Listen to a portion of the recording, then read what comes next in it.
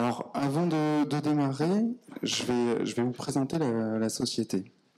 Donc Midas fait partie du groupe Mobivia qui est spécialisé dans la réparation automobile depuis 40 ans. Mobivia, ce sont les enseignes Noroto, Midas, Carter Cash et puis avec du B2B avec Synchro Diffusion. Et puis on a notamment un vivier de start-up qu'on espère voir se développer notamment autour de la mobilité. Midas, c'est avant tout Midas Europe, donc on est présent dans toute l'Europe ainsi que l'Afrique du Nord. Et pour la partie que je vais vous présenter, c'est Midas France. Donc on est un réseau de 335 centres, on réalise environ 200 millions de chiffres d'affaires. Les points de vente, c'est en grande majorité à 90% avant tout des enseignes en franchise, pour 90%, on a un petit réseau de succursales. Un centre Midas, c'est 5 ou 6 collaborateurs en moyenne avec le franchisé. Et pour les centres matures, c'est environ 650 000 euros. L'investissement de départ, je ne l'ai pas proposé, c'est en gros 250 000 euros. Donc c'est pour vous situer le contexte dans lequel on évolue et pour pouvoir alimenter justement cette gestion des risques dont on va parler. En préambule à la gestion des risques, je voulais revenir sur un axe de lecture que je vais vous présenter ce matin. Pour moi, la gestion des risques, en tout cas pour Midas, on essaye de le travailler sous deux axes. Le premier, c'est plutôt un axe temporel, comme on a pu le voir ce matin, sur lequel on est sur une partie évidemment préventive, donc on essaye de faire du préventif pour anticiper les risques, et puis il y a la partie curative. Et le deuxième axe de lecture, pour le travailler, on travaille en général sur à la fois les organisations, les outils et les procédures. Donc l'axe de lecture, vous le verrez, est plutôt sous ce format-là. Il y a un risque qu'on n'a pas évoqué ce matin, en tout cas j'ai trouvé qu'on était allé assez vite, qui pour moi est majeur et chapeaute un peu les discussions qu'on a eues ce matin. C'est avant tout le rôle de la vision que doit avoir un comité de direction sur son entreprise. Le travail de la vision, c'est de se dire, à 10 ans, à quoi va ressembler mon entreprise, quel sera le marché, comment je vais évoluer dans cet environnement, quels sont les axes que peuvent prendre mes concurrents. Si on n'a pas répondu à cette question-là, il y a un risque majeur, en fait, tout simplement, de voir l'entreprise disparaître. Ces malheureuses liquidations, on en voit très régulièrement, et donc dans la gestion des risques au sein de Midas et au sein du groupe, il y a un gros travail qui est fait tous les 3 ans pour redéfinir la vision. Ça veut dire évidemment tenir le cap, on remet pas tout en cause systématiquement, mais en tout cas, c'est d'être capable de tenir le cap et puis d'apporter une certaine souplesse à travers un environnement, on l'a vu ce matin, qui est extrêmement rapide en termes d'évolution. Cette vision, elle nous permet de décliner soit des axes stratégiques, et puis derrière des indicateurs, des objectifs. Et c'est à travers cette vision et cette déclinaison des axes stratégiques et des indicateurs qu'on va pouvoir amener à avoir un pilotage du risque, une culture du risque. J'ai repris les grands thèmes de ce matin pour essayer de vous illustrer la façon dont on pouvait le vivre chez Midas à travers ce premier bloc, la relation qu'on a avec nos clients. Je vous l'ai dit, dans le travail de la vision, un des axes stratégiques pour Midas, c'est de dire que aujourd'hui, on est une enseigne, en gros, on traite 11 à 12 clients en moyenne par jour. Ça veut dire que pour exister, ces 11 clients qui sortent de chez nous, ils doivent être totalement satisfaits. La différenciation, elle va se faire par le service et par la très satisfaction de nos clients. Donc, dans le pilotage, il y a un axe très fort sur le fait qu'on veut la très satisfaction de nos clients. Dans la gestion du risque, ça veut dire que derrière, on va mettre des moyens considérables au niveau du service formation, parce que c'est la base de tout. C'est de dire comment je forme mes équipes opérationnelles sur le fait de bien réussir mon métier. Typiquement, si je serre mal vos roues quand je les change, on risque d'avoir une réclamation client très vite. Bon. Très concrètement, ça veut dire qu'on met l'accent sur la formation, sur les métiers, mais aussi sur, on le verra plus tard dans la présentation, sur le franchisé pour qu'il soit un bon manager, un bon gestionnaire. Donc en préventif, service formation. Ensuite, au niveau du curatif, sur les organisations, il y a le service relation client qui est un axe fort. Hein. Il a été primé en janvier, hein, il a été classé 9e, je crois, sur 200 dans un classement sur la qualité des services clients. Donc c'est un axe pour nous sur lequel on met des moyens. Pour vous donner un petit détail, le service client chez nous, il est évidemment en interne, il est au milieu du service marketing et achat. En termes de partage de l'information, quand vous avez toute la journée les opératrices qui répondent à des questions ou à des litiges clients, le fait que ce soit au centre de l'entreprise, ça permet aux catégories managers, aux acheteurs, typiquement d'avoir l'information de ce qui peut se passer, donc de réagir très vite. Et ça, c'est un gain important. Le deuxième élément, troisième élément, en termes d'organisation, c'est la cellule communication. Là, très clairement, elle est plutôt basée au niveau du groupe et on mutualise cette cellule. C'est de la veille, donc en préventif, de savoir ce qu'on dit de Midas, c'est important. Et en curatif, pour vous donner un exemple, on commence à faire du média training avec nos franchisés, tout simplement pour les sensibiliser sur le fait qu'une interview, c'est jamais anodin. On ne sait jamais forcément comment va se finir l'article et si ça peut pas être préjudiciable pour la marque. Donc le fait de pouvoir prévenir nos franchisés sur la façon dont ils doivent aborder une interview, nous prévenir, mine de rien, c'est un axe important. Et puis une cellule communication, en gestion de crise, c'est assez intéressant parce que typiquement, je vais être totalement transparent, on a régulièrement des articles qui font très plaisir, mais on a aussi régulièrement des articles qui nous secouent un peu, et c'est à travers cette cellule de communication qu'on va trouver les moyens de prévenir notre réseau et puis de trouver les plans d'action qui vont corriger la situation. Sur les outils dans la relation client, on a beaucoup investi ces derniers temps dans les bases de données clients. La connaissance du client, c'est notre première richesse. Donc c'est être capable de segmenter je dirais presque en temps réel, ce qui se passe dans nos centres en termes de segmentation client.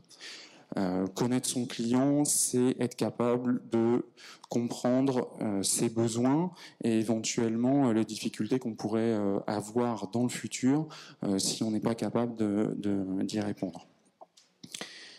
La très satisfaction, on a un outil dédié, c'est tout simple, mais ça fonctionne plutôt bien et depuis de nombreuses années chez Midas. Un centre, il a 13 appels mystères par mois. Ces appels, ils sont enregistrés, ils sont entièrement reportés dans un outil. Donc typiquement, quand tout va bien, il n'y a pas de souci. Simplement, quand il y a un appel mystère qui se passe pas bien, il va avoir une alerte dans son système de communication qui va lui dire ce serait très bien que tu ailles écouter l'appel qu'on a pu faire ce mois-ci de ce client-là, parce qu'il a des choses à te dire et il y a quelque chose à travailler. Donc ça, c'est au cœur de notre système, ça fait je crois 4-5 ans que c'est en place et ça permet depuis 5 ans de progresser en termes de très satisfaction puisque c'est notre objectif premier. Le plan qualité, un dernier mot sur les véhicules connectés, là c'est un peu plus une vision à long terme, mais très clairement la relation client qu'on aura demain, si on veut pas la perdre, notamment nos principaux concurrents sont les constructeurs, si on veut pas la perdre, c'est qu'on soit capable à un moment donné de se dire demain, c'est pas simplement la relation que je peux avoir avec le client, mais c'est la voiture qui va me donner un certain nombre d'informations, qui va me permettre de la capter. Bon, tout ça pour vous illustrer que dans notre métier, on essaye de se projeter loin et de se dire, ok, quelle va être ma relation client demain, et pour que je puisse, 1, le satisfaire, 2, le fidéliser, et 3, pérenniser l'entreprise. Donc il y a également un plan qualité dans les procédures. si vous rejoignez Midas, vous verrez, ben voilà, on est capable d'écrire entièrement des process sur comment je dois accueillir un client dans tout son parcours, depuis le digital, puisque pas mal de clients sont captés à travers le digital, jusqu'à le raccompagner à la sortie du centre en lui disant, voilà, est-ce que vous avez été très satisfait? Donc tout ça est écrit, il faut le faire vivre, c'est une énergie sans fin, la gestion de la qualité, c'est-à-dire qu'on peut toujours en faire plus, on peut toujours mettre plus de moyens, et en tout cas, on essaye de le vivre pleinement chez nous. On en a parlé rapidement ce matin. Typiquement dans le préventif de ce qu'on peut faire en termes de financement de clients, c'est d'apporter des partenaires de financement. Bon, le plus connu, je pense le citer, c'est CTLM, avec qui on essaye de travailler, d'avoir une relation de confiance depuis un certain nombre d'années et de pouvoir travailler avec le réseau en disant on est capable de vous proposer des solutions pour éviter de perdre ses clients. Je pense que côté relation client, on est bon. Alors, relation franchisée, même chose, j'ai repris cette trame préventif curatif et puis avec toujours cette ordre de lecture sur les organisations, les outils ou les procédures. Je pense qu'un des actes, toujours pareil dans la définition de la vision qu'on peut avoir et des stratégies qu'on peut déployer derrière, il faut savoir que chez Midas, le contrat de franchise, il est sur 10 ans. 10 ans, ça veut dire que c'est une relation qui est assez longue. On l'a vu ce matin, il peut y avoir un certain nombre d'évolutions. Mais le fait de se dire on va être ensemble pendant 10 ans, ça amène énormément d'incidences sur la façon dont on travaille et dont on doit le formaliser. Et puis, deuxième chose, si vous travaillez pour 10 ans avec quelqu'un, et nous, notre grande satisfaction, c'est de voir ces contrats se renouveler sans cesse, et de voir même, depuis quelques années, c'est assez tôt, de voir les enfants reprendre les centres Midas, c'est pour nous la meilleure des récompenses en se disant en tout cas, qu'on accompagne ces entreprises dans le long terme, et donc que finalement, la gestion du risque, on la maîtrise. Un des points très forts là-dessus, c'est donc du coup la relation gagnant-gagnant. On l'a évoqué rapidement ce matin, mais les convictions qu'on peut avoir chez Midas, c'est que le développement et la pérennisation de l'entreprise ne peut se faire que dans une relation gagnant-gagnant. Donc à nous d'apporter des modèles où on est dans le partage de la valeur et où on apporte, on vend finalement une entreprise, un concept qui soit rentable. Donc à partir de là, concrètement, comment on fait? Ça veut dire tout simplement que chez nous, le parcours d'intégration pour ouvrir un centre, c'est en gros entre 8 et 12 mois. Ça peut paraître très long, mais 8 ou 12 mois pour signer un contrat de mariage, c'est le temps d'apprendre à se connaître. Ces 12 étapes qu'on a parfaitement notifié pour essayer à chaque fois de se dire ok, est-ce qu'on continue ou pas? Et ça c'est vrai dans la réponse qu'on peut apporter en tant que franchiseur, mais même chose dans le futur partenaire. Donc l'ensemble du parcours est écrit. Je pense qu'un des points fondamentaux dans cette relation, elle va s'orchestrer sur le contrat de franchise. On l'a beaucoup évoqué ce matin, mais l'ensemble, en tout cas la majorité des risques qu'on peut avoir demain dans ces 10 années qu'on a passées ensemble, elles doivent être écrites.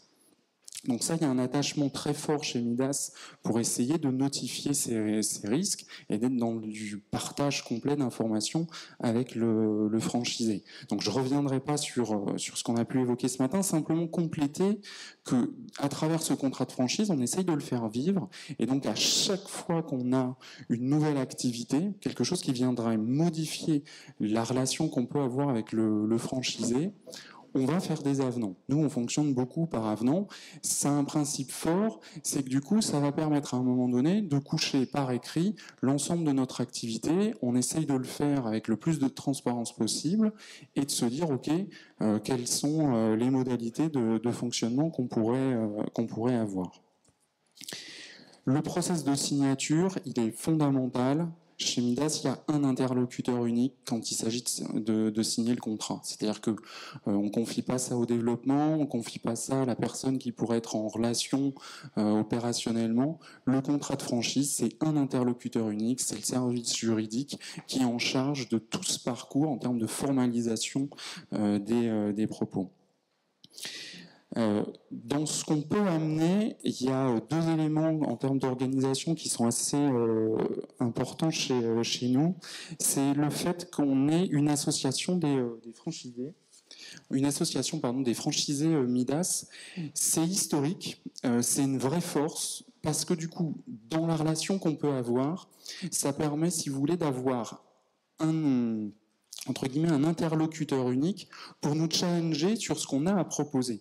Et donc, en termes de remontée des informations pour animer, en tout cas pour anticiper des potentiels risques dans la relation qu'on peut avoir au niveau de franchiseur-franchisé, mais également dans la relation de ce qui peut se passer dans le réseau avec nos clients, ça fait un canal unique qui permet de dialoguer fortement avec le franchiseur. On essaye de les associer dans l'ensemble des projets qu'on peut monter. C'est pas toujours évident. C'est du coup beaucoup de temps à investir parce que vous êtes dans cet échange-là qu'il faut construire en se disant s'ils n'étaient pas là, on pourrait aller plus vite.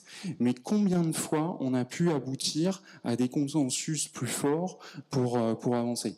Un des autres avantages majeurs que vous avez à travailler avec une association, c'est tout simplement en cas de difficulté, vous avez immédiatement le retour.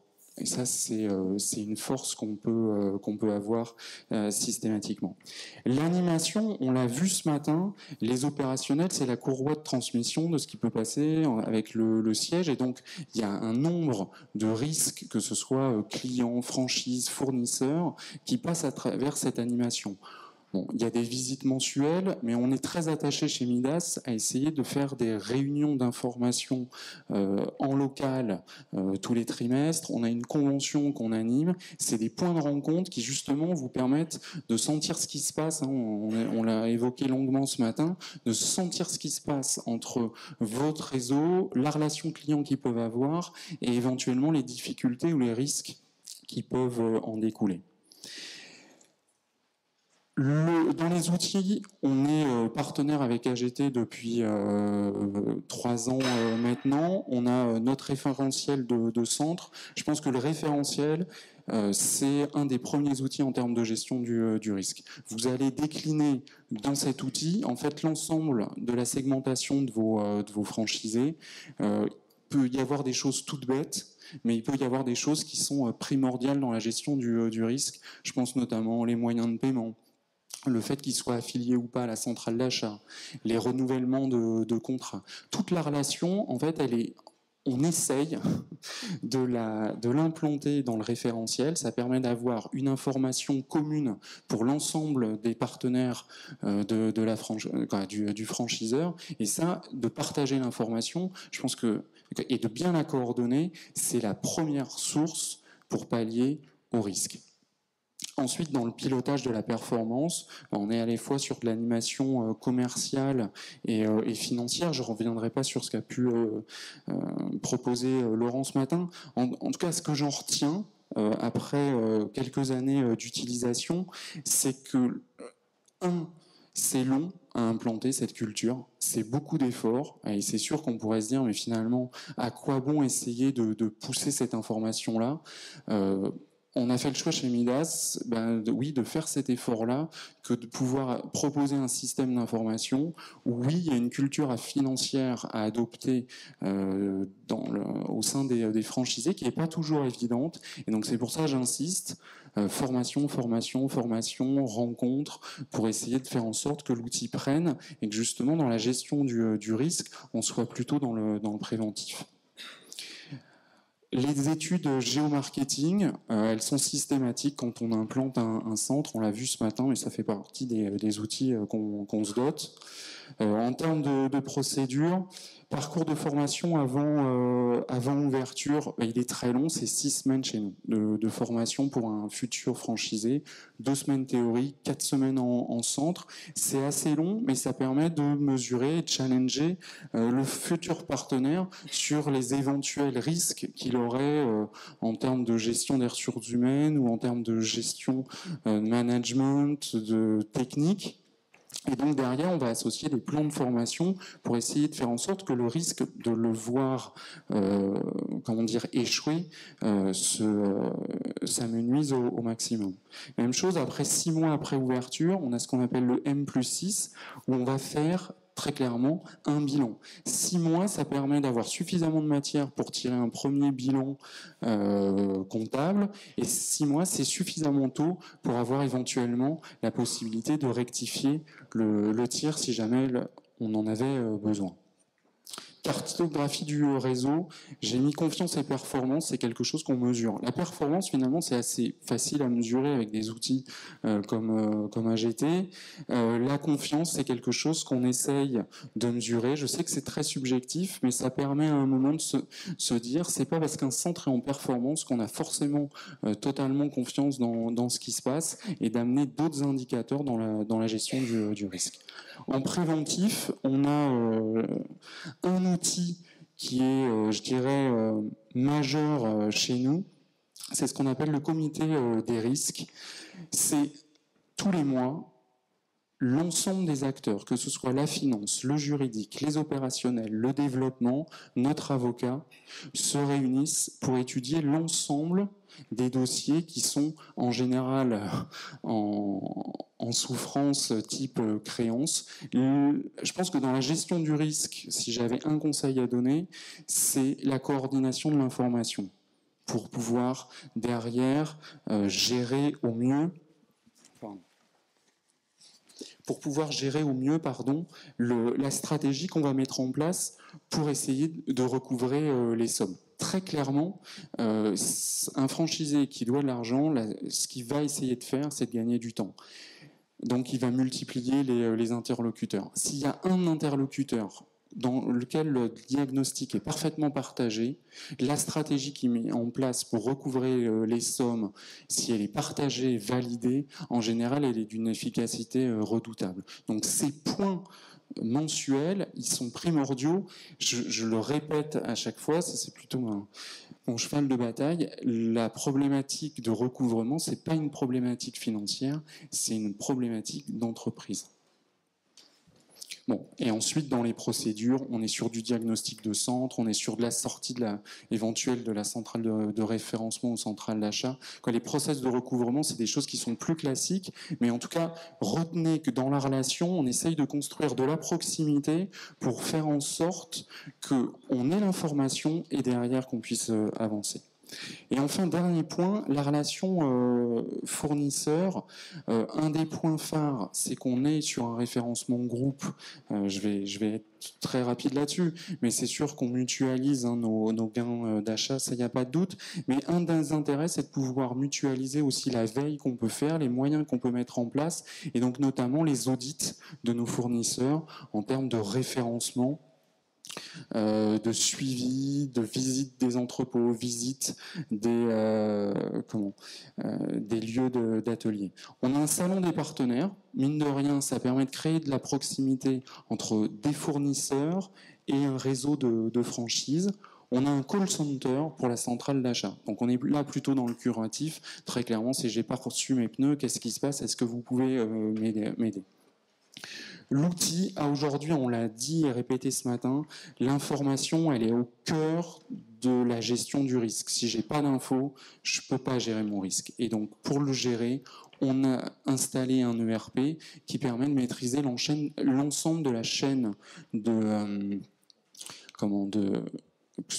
du cycle fournisseur, pardon, ça va de la commande jusqu'à la facturation. Si je suis capable de maîtriser l'ensemble de ce cycle-là, je suis moins en dépendance vis-à-vis du fournisseur parce que je sais ce qui se passe. Donc je sais mettre le doigt où éventuellement il peut y avoir des failles et donc réagir. Donc c'est évidemment des investissements qui sont très très lourds, mais sur lequel à long terme la relation fournisseur elle est très stable. La gestion de stock dans les procédures, c'est quelque chose où on insiste auprès de nos franchisés sur la formation. Là, la difficulté, c'est qu'on est plutôt dans la culture à essayer d'inculquer à nos franchisés, qui n'est pas toujours évidente et sur lequel on travaille beaucoup. Cartographie des risques, c'est tout simple, c'est un audit, alors que ce soit fait en interne ou en externe par des cabinets extérieurs, mais qui vont auditer l'ensemble du cycle achat. C'est des choses toutes bêtes, mais ça peut être tout simplement comment sont gérées dans votre ERP la sécurisation des fiches clients, les RIB, etc. Et donc ça, on est sur des points de finance, mais en tout cas qui sont prépondérants dans la gestion du risque. Et puis je vous ai mis un dernier point, c'est les opérations de rappel de produits. Quand ça arrive, c'est jamais le bon moment. C'est de la gestion de crise, très clairement. La gestion de crise, si on veut s'en sortir, il faut la vivre et l'avoir anticipée. L'avoir anticipée, ça veut dire qu'à un moment donné, on est capable de se dire, ok, j'ai un fournisseur qui va me dire qu'il fait un rappel mondial d'une pièce. Est-ce que je suis capable d'identifier les pièces que j'ai vendues, à qui je les ai vendues? Est-ce que j'ai les coordonnées? Est-ce que je suis capable d'appeler 50, 100 ou 5000 clients, en combien de temps, avec quels moyens, est-ce qu'il faut faire des courriers, etc. etc. C'est très très prenant et je vous invite vivement dans ces cas-là à avoir couché une procédure complète sur la façon de pouvoir le vivre parce que c'est particulièrement compliqué. Je pense que j'ai tenu les délais.